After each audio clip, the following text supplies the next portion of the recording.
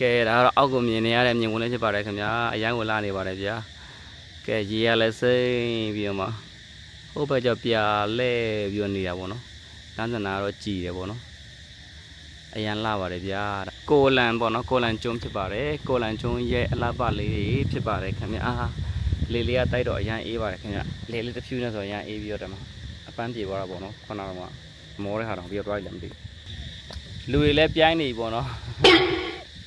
ဒါပေမဲ့အပန်းပြေပါတယ်ဗျလေတစ်ဖြူနဲ့ဆိုတော့ဟယ်လိုမင်္ဂလာပါ